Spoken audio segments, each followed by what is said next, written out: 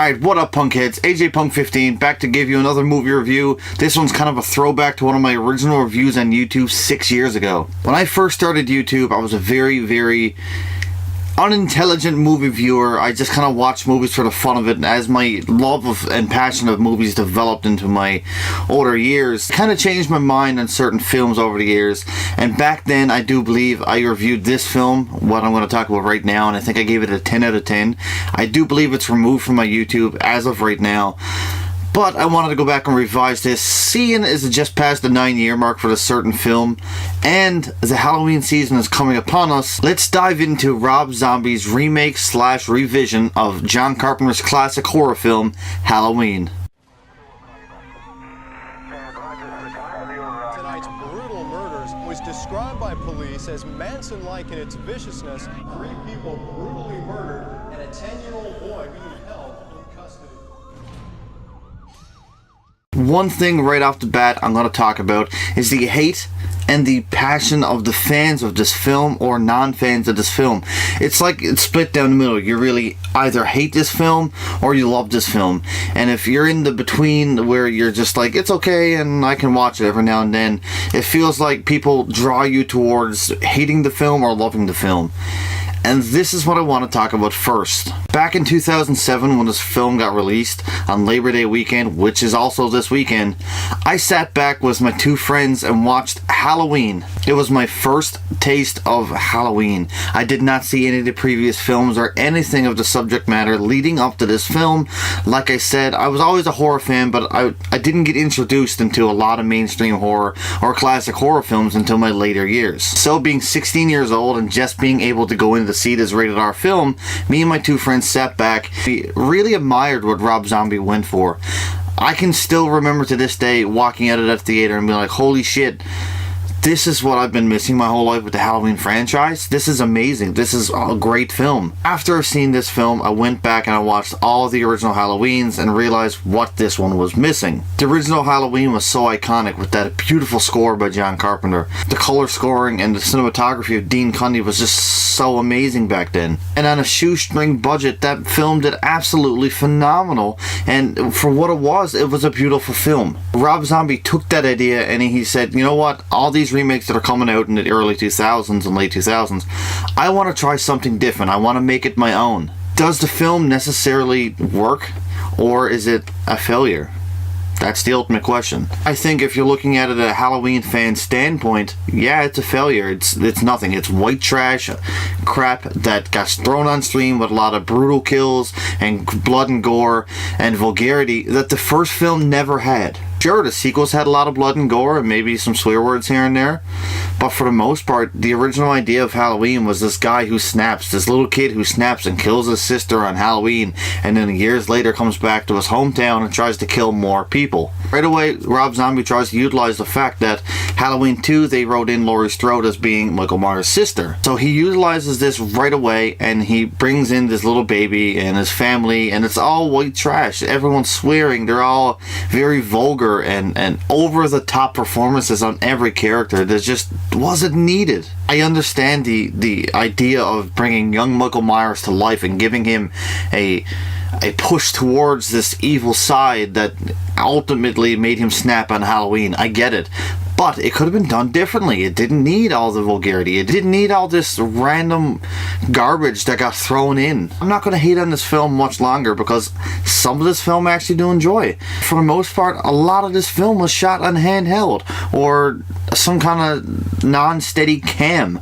It was just very all over the place, shaky, shaky cam style. It was just really shaky style guerrilla filmmaking, and for myself, it took me out of the film at certain points of this film where like it's very intense and you're just shaking the camera everywhere. Rob Zombie has proven himself worthy enough to set up a beautiful cinematography. He's done it with Lords of Salem. He's done it with other films in the past, and in fact he does it in this film. Just after young Mikey kills his family and his mom comes home and finds him and the police and stuff are there, there's this beautiful long take. Everyone's staying so still and the sirens and everything are still going in the background, and it just pans over to Michael, and Michael slowly kind of turns his head and looks off into the distance. It's a beautiful shot. He set that shot up and it worked. Why didn't you use more in this film? I don't know. I just don't know. Alright, enough about the negatives. Let's get into some positives of this film. Almost every person brought in to act in this film was great. I think the addition of Brad Dourif as Sheriff Brackett was absolutely amazing. Bringing back Danielle Harris from Halloween 4 and 5 to play a new character / old character in Annie Brackett was absolutely amazing. Christina Cleave did an absolute fantastic job. Scout Taylor Compton was a beautiful choice to pick as Laurie Strode because she felt like this girl next door type character and it worked on screen. The main three girls of Annie, Linda, and Laurie worked so well together in this film, but they weren't given enough time, which is one of my other negatives, kind of nitpicks of this film, is that he spent too much time at Smith Grove Sanitarium with Loomis, Mikey, and Deborah. He should have focused more of that time on the three main girls and gotten us to like them more. They're very likable characters in this film, even though they're constantly swearing and saying these very absurd words and sayings. They're still very likable, and we kind of got to care for him a little bit, especially Laurie's character. Tyler Bates is the guy who redone the score for this film, and he absolutely amazed me with this score. It's a modernized take on John Carpenter's original score, and it works perfect for this film, along with the soundtrack. A lot of the soundtrack is the classic 70s music, classic 80s music, and it really worked well for this film, and a certain spots of the film where it was placed in, along with the score, it worked wonderful. Another really great casting of this film was Malcolm McDowell as Dr. Samuel Loomis. He worked so well for this film. He was the driving backbone for this film in my personal opinion. His performance in this film was absolutely amazing. He didn't copy Donald Pleasance's performance as Dr. Loomis. He made it his own with Rob Zombie's script, but it was unique and a new take, and I thought he did the Dr. Loomis character very, very well. Tyler Mane, another great casting choice.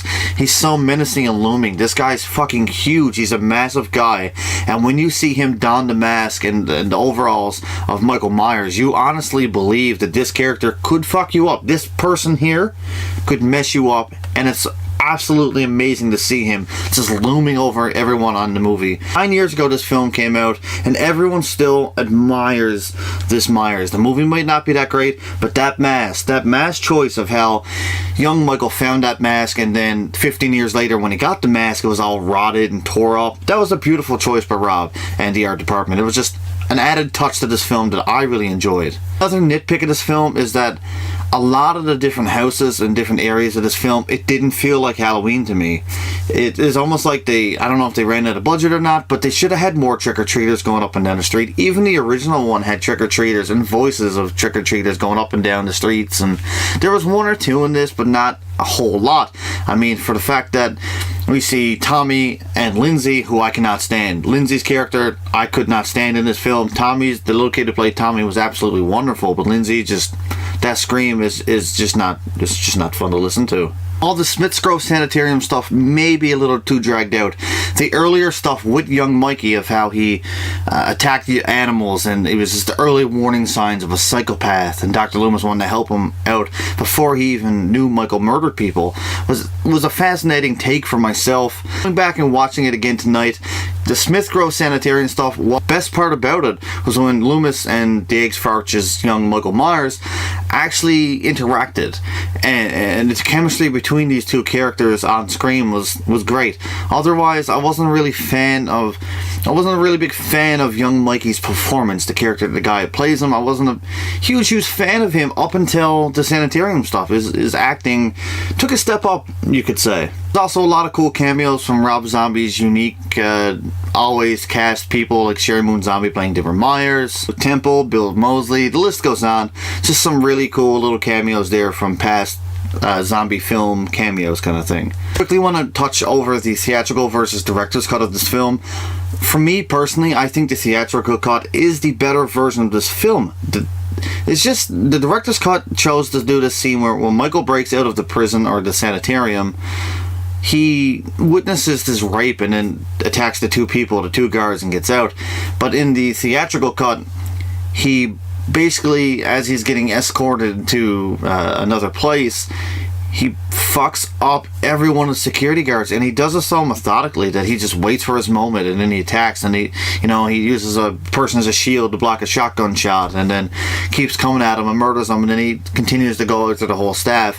I thought that was more like the Myers of this film. The rape scene in the director's cut just didn't fit well, and once again it goes back to the white trash stuff. It just wasn't needed. That being said, a lot of the kills of this film were actually pretty damn cool, especially Annie's boyfriend. You know, they're kind of making out, they're just about to do it, and he grabs hold of his hair and he stabs him in the back, and later on we see him hung up, you know, he's hung by the rope above the staircase, and he has his pumpkin on his head. I thought it was a really, really fucking cool idea that Rob threw into this film. The iconic scene with Bob where he gets put up against a wall and stabbed, and you know, you can see his feet hanging. I thought that was a cool homage. One thing I noticed with a lot of horror remakes is that they have a false ending, and Scream 4 kind of touched on this a little bit too. When you have the original ending, you know, like the original ending Halloween, Michael falls out the window, they look down after being shot by Dr. Loomis, and he's gone. In this, we have that same kind of idea, but then he breaks out the window of the cop car and they go in the house, and then Laurie ends up shooting him, and it's this big, long, drawn-out scene that, in my opinion, wasn't needed. They could have cut back to the swimming pool and had Myers gone. Boom, set up H2 perfectly. You may think I don't actually enjoy this film by the way I'm talking about it, but I absolutely do enjoy this film. Do I enjoy it as much as seeing it for the very first time or witnessing a Halloween for the very first time back in 2007? No, not at all. That is an experience I'll never probably forget and or get again when it comes to horror films. All this being said, and all the negatives and all the positives out of the way, I'm going to give this film a 7 out of 10. I revised it from my original score of 10 out of 10 simply because it's not a perfect film. Not a great Halloween film. It is a great take on an old original horror film that's redone for modern ages with the increase in blood and gore and sexuality in horror films that people wanted to see in the 2000s and even in today. I applaud Rob Zombie for taking on such an iconic classic horror film back in the 70s and try to modernize it for today's times. The biggest fault of this film and failure for me, honestly, is the fact that he just white trashed it too much. Just stuff that didn't need to be thrown in. If you take it out, it works way better. I actually did my own cut last Halloween and showed a buddy of mine that if you take out certain scenes and certain things and shorten the length of the film to around an hour and 20 minutes instead of 2 hours, the film works way better. It's amazing how this cut of the film, if you put it out and take out the crap that you don't need, makes an absolutely amazing addition to the Halloween franchise. So I really hope you enjoyed this little throwback Halloween review. I'm going to continue these and give you every single Halloween film leading up to Halloween when I will review Halloween 1 and 2, the originals from 78 and 81. Your thoughts and comments down in the comment box below. I really want to know what you guys think about these reviews, and if you want to see more and what you thought on the remake versus the original of Halloween. As always, take care and stay frosty.